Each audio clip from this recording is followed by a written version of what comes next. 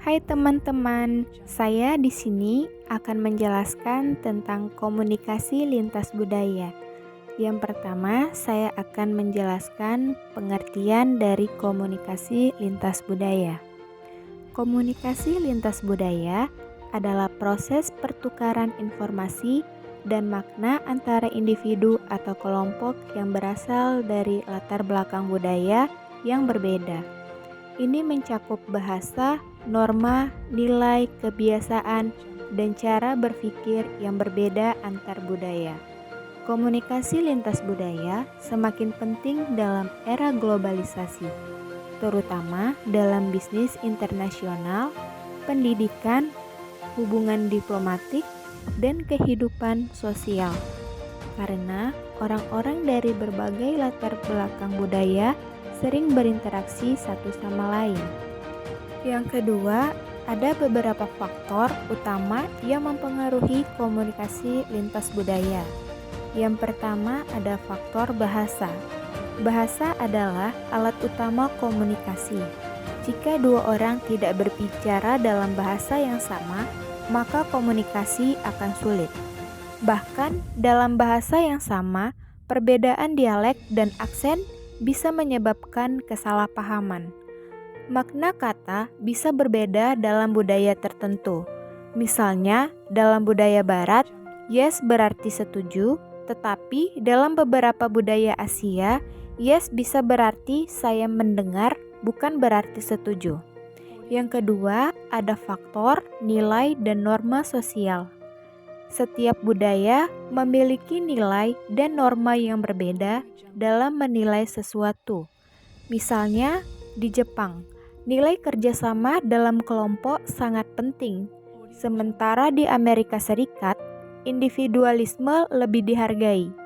Perbedaan ini bisa memengaruhi cara orang bekerja, berinteraksi, dan mengambil keputusan. Yang ketiga, ada faktor gaya komunikasi. Di dalam gaya komunikasi, ada dua jenis utama gaya komunikasi dalam lintas budaya, yaitu komunikasi langsung dan komunikasi tidak langsung. Komunikasi langsung ciri khas budaya barat seperti Amerika dan Jerman yang berbicara secara langsung dan blak-blakan. Sedangkan komunikasi tidak langsung ciri khas budaya timur seperti Jepang dan Indonesia yang lebih mengutamakan kesopanan dan menghindari konfrontasi. Misalnya, orang Amerika mungkin mengatakan saya tidak setuju, tetapi orang Jepang mungkin mengatakan saya akan mempertimbangkan itu, yang sebenarnya berarti mereka tidak setuju. Yang keempat, ada faktor gestur dan bahasa tubuh. Seperti gerakan tangan, ekspresi wajah, dan kontak mata bisa memiliki makna yang berbeda. Di beberapa budaya, kontak mata yang lama dianggap sopan dan menunjukkan kepercayaan diri seperti di Amerika. Tetapi di budaya lain seperti Jepang atau Korea, terlalu banyak kontak mata dianggap tidak sopan atau menantang. Yang kelima, ada faktor konsep waktu yang di dalamnya ada monokronik kultur dan polikronik kultur. Dalam monokronik kultur, seperti di Jerman dan Amerika Serikat, waktu dianggap sebagai hal yang sangat berharga dan ketepatan waktu sangat penting.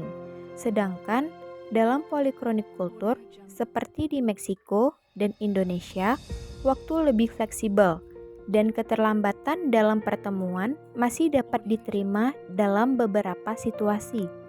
Jika seseorang Jerman yang menghargai ketepatan waktu bekerja dengan seseorang dari budaya yang lebih fleksibel terhadap waktu, ini bisa menyebabkan kesalahpahaman dan frustasi. Yang ketiga, ada tantangan dalam komunikasi lintas budaya. Di dalam tantangan utama dalam komunikasi lintas budaya, yang pertama ada kesalahpahaman. Karena perbedaan bahasa, nilai, atau kebiasaan, pesan yang disampaikan bisa memiliki makna yang berbeda bagi orang dari budaya lain. Yang kedua ada stereotip dan prasangka. Orang seringkali membuat asumsi tentang budaya lain berdasarkan stereotip yang tidak selalu benar. Misalnya, ada anggapan bahwa orang Jerman sangat kaku dan orang Italia selalu santai.